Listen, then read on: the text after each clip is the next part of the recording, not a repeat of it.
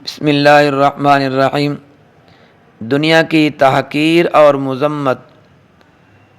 تو رسول اللہ صلی اللہ علیہ وسلم نے دنیا کی تحقیر اور مذمت کی ہے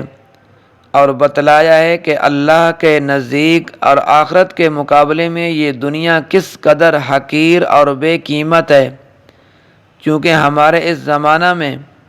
دنیا کے ساتھ لوگوں کا جو تعلق اور شغف اور انہماک حد سے بھی بڑھ گیا ہے، اور خالص دنیاوی اور مادی ترقی کے مسئلے کو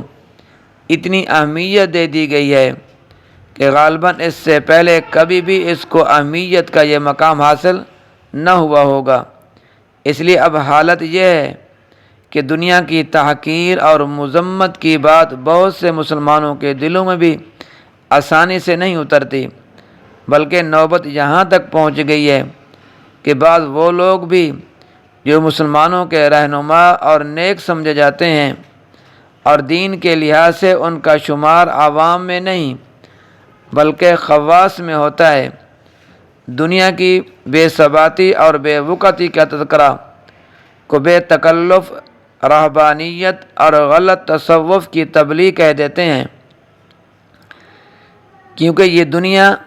جس میں ہم اپنی زندگی گزار رہے ہیں، جس کو اپنی آنکھوں، کانوں وغیرہ اور حواس سے محسوس بھی کرتے ہیں، جس طرح یہ ایک واقعی حقیقت ہے، اسی طرح آخرت بھی جس کی اطلاع اللہ کے سب پیغمبروں نے دی ہے، وہ بھی ایک قطعی اور یقینی حقیقت ہے، اور اپنی زندگی کے اس دور میں ہمارا اس کو نہ دیکھنا اور نہ محسوس کرنا بالکل ایسا ہی ہے جیسا کہ ماں کے پیٹ میں ہونے کے زمانہ میں ہم اس دنیا کو نہیں دیکھتے تھے اور نہ ہی اس کو محسوس کرتے تھے، پھر جس طرح ہم نے یہاں آ کر اس دنیا کو دیکھ لیا اور زمین اور آسمان کی وہ ہزاروں نہیں بلکہ لاکھوں چیزیں یہاں ہمارے مشاہدے میں آ گئی ہیں جن کا ہم ماں کے پیٹ میں تصور بھی نہیں کر سکتے تھے۔ بعینی ہی اسی طرح مرنے کے بعد عالم آخرت میں پہنچ کر جنت اور دوزخ کو، اس عالم کی ان تمام چیزوں کو دیکھ لیں گے اور پا بھی لیں گے جن کی اطلاع اللہ کے پیغمبروں اور اللہ کی کتابوں نے دی ہے۔ ہماری یہ دنیا جس طرح ایک حقیقی عالم ہے، اسی طرح آخرت بھی مرنے کے بعد سامنے آ جانے والا ایک حقیقی اور بالکل واقعی عالم ہے۔ ہمارا اس پر ایمان ہے اور نقل اور عقل کی روشنی میں ہم اس کے بارے میں الحمدللہ ثم الحمدللہ پورا وثوق اور اطمینان ہے۔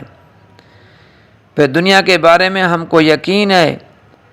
کہ یہ اور اس کی ہر چیز فانی ہے، یہ خلاف آخرت کے کہ وہ غیر فانی اور جاودانی ہے، اور وہاں پہنچنے کے بعد انسان بھی غیر فانی بنا دیا جائے گا، یعنی اس کو کبھی ختم نہ ہونے والی دوامی زندگی عطا فرما دی جائے گی۔ اسی طرح وہاں اللہ کے سعید اور خوش نصیب بندوں کو جو نعمتیں عطا ہوں گی ان کا بھی سلسلہ بھی ہمیشہ جاری رہے گا اور کبھی منقطع نہ ہوگا، یعنی کبھی ختم نہیں ہوگا۔ اسی کو قرآن مجید میں فرمایا گیا ہے، عطاء غیر مجذوذ، سورۃ ہود ہے، فرمایا وہ عطا خداوندی جس کا سلسلہ کبھی بھی منقطع نہ ہوگا۔ اور اسی طرح جن اشقیاء کی بغاوت اور سرکشی اور کفر اور تکبر کی وجہ سے اللہ تعالیٰ کا غضب ان پر ہوگا، ان کی تکلیفوں اور ان کے عذاب کا سلسلہ بھی کبھی ختم نہ ہوگا،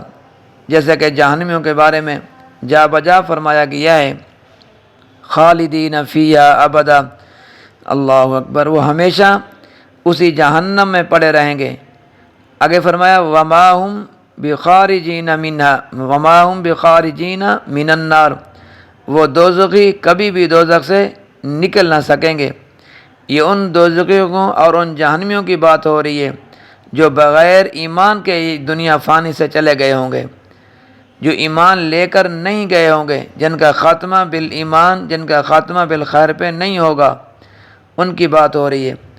اللہ تبارک و تعالیٰ میرا اور آپ کا حامی و ناصر ہو۔